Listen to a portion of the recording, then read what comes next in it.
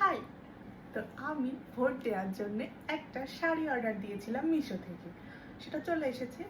আর আমি মনে করি যে ভোট দেওয়া মানে এটা হচ্ছে আমাদের একটা অধিকার, যে আমি ভারতের নাগরিক তার একটা প্রমাণ, তাই না?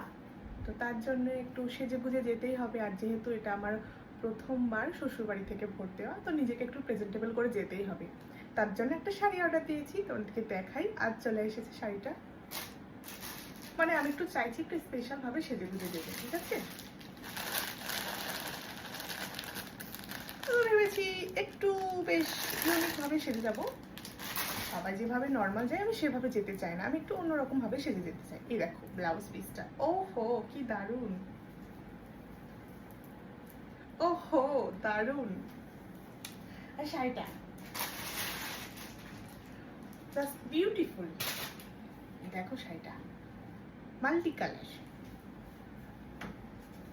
তো ঠিক আছে, আমি রেডি হয়ে তোমাদেরকে দেখাবো কেমন লাগছে শাড়িটা পরে আমাকে।